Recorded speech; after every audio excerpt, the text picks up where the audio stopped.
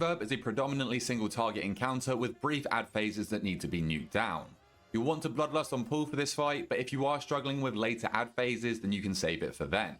The active tank will need to face Rik away from the raid, as every melee attack from the boss is actually a frontal sonic blast, dealing big sonic damage and applying a tinnitus debuff to any one hit. This increases the target's sonic damage taken by 100% for 10 seconds, and this affects stacks. The tank should swap at around 4 to 5 stacks. The main mechanic of the first phase begins when Rik casts Amplification.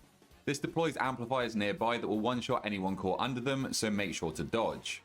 These amplifiers slowly gain energy over time while pulsing ticking raid damage, and upon reaching 100 energy it will cast Haywire, pulsing lethal raid-wide damage every 0.5 seconds that will likely cause a wipe. As they build energy, they will also cast Resonant Echoes, firing out waves in all directions that places a nasty dot on anyone struck, and this can stack, so make sure to stay on your toes here. On heroic difficulty, getting hit by 2 of these echoes will mind control you for 1 minute, so make sure to sidestep the echoes, but if in trance, the rest of the raid should quickly deal enough damage to you to break you out. Do be careful not to kill the MC'd player though. Getting struck by these echoes will also increase the energy level of the pillar, getting them closer to a haywire, so try your best to stay clear, and tanks will also need to keep the boss away from these pillars, as his resonance aura will boost their power generation if within 15 yards. If the amplifiers cast Haywire, they will then fire out even more resonant echoes than normal, so we need to make sure that they never cap out on energy.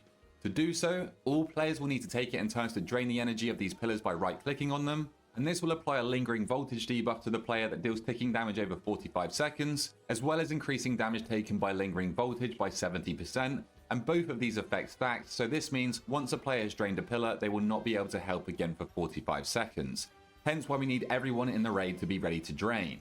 Players will also need to be careful not to drain the pillar for too long and get too many stacks, or healers will not be able to keep you alive through the 45-second dot.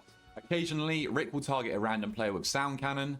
This deals a massive amount of damage to anyone within the line, so the targeted player should stand still and pop a defensive, while the rest of the group dodges. He will also target many players with a faulty zap, dealing moderate upfront damage and leaving a nasty 12-second debuff that pulses damage to anyone within 5 yards of the circle. You'll definitely want to commit a defensive if targeted by this, and spread from everybody else. While this debuff is active, players will also take 75% increased nature damage, so these players cannot channel energy from the amplifiers. On heroic, Rik will call for Spark Blast Ignition, tossing 5 pyrotechnics into the arena that all players must immediately nuke down. With this mechanic, you'll need to constantly dodge the swirlies on the floor while killing them before they finish their grand finale cast. This will blow up the barrel and place a fatal raid-wide dot on all players for 15 seconds that stacks for each successful cast, so you may just about be able to survive one of these explosions if you get an unlucky spawn, but ideally you'll kill them all off quickly. To make this easier, when you attack an ad, you will gain excitement, which increases your haste and movement speed by 2% for 10 seconds, and this stacks up to 6%. Upon reaching 100 energy, the boss will begin an intermission phase where he will encase himself in a sound cloud, reducing all damage he takes by 99% for 36 seconds. While Rik is shielded, he will cast a Blaring Drop, unleashing a sonic ring that expands outwards that will deal fatal damage to anybody it touches. During this time, one amplifier at a time will be marked with a blue circle that all players need to move inside, because these pillars will blow out when the Blaring Drop touches them, knocking up all players inside the circle and granting them immunity to the Blaring Drop. Rik will continue to fire out these rings during this phase, so players will need to run to the next safe pillar ready to be knocked up again. Once you finish this phase, the boss will return to phase 1 and repeat this intermission twice before inducing a hype fever on the 3rd sound cloud, which increases his damage by 500% and endlessly unleashes blaring drops until you wipe.